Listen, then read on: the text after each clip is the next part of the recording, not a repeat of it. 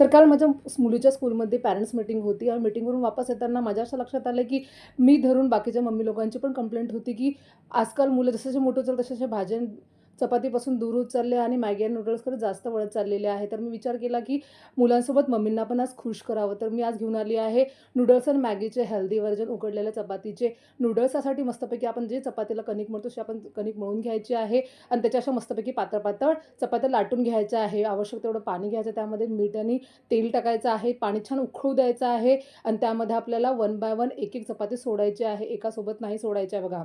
थोडी चपाती गरम होऊ द्यायची आहे, नंतर दुसरी चपाती सोडायची आहे बघा. परत ते त्याला फोडं आले चपातीला, की आपण दुसरी चपाती सोडायची आहे. एकावर एक सोडायची आहे बघा अशा पद्धतीने आणि छान आपल्याला मस्तपैकी चपात्या उकळून घ्यायच्या आहे. चपात्या वेगळ्या करायच्या आहे, थंड करायला ठेवायच्या आहे आणि आपल्या आवडीप्रमाणे, शेपप्रमाणे मस्तपैकी आपल्याला नूडल्स तयार करून घ्यायचे आहे. बघा मी अशा पद्धतीने मस्त पातळ-पातळ, लांब-लांब स्क्वेअर शेपमध्ये नूडल्स तयार केले आहे बघा.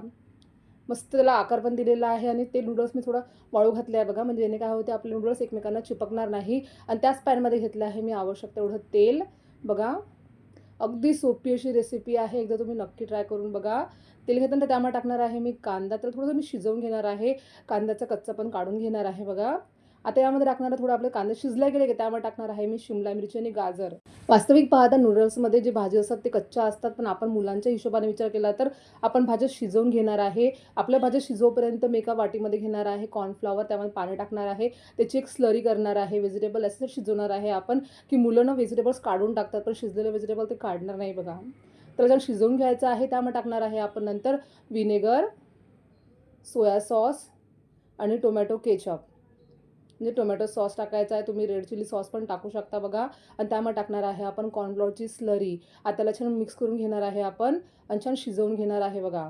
आपल्याला कॉर्नफ्लॉवरचं पण कच्चं पण काढून घ्यायचं आहे आणि त्यामध्ये टाकणार आहे आपण तयार केलेले चपातीचे नूडल्स बघा आणि त्याला आपण हलक्या हाताने मस्त मिक्स करून घेणार आहे. एक नंबर टेस्ट आहे. माझ्या मुलीला तर खूप आवडले. तुम्ही पण ही रेसिपी नक्की ट्राय करून बघा. खूपच टेस्टी लागते बघा. मस्त आपण त्याला हलक्या हाताने हलवून घेणार आहे आणि त्याला एक वाफ देणार आहे बघा. मस्त नूडल्स तयार होतात. टेस्ट पण खूप छान लागते बघा आणि गरमागरम नूडल्स आपल्याला सर्व्ह करायचे आहे.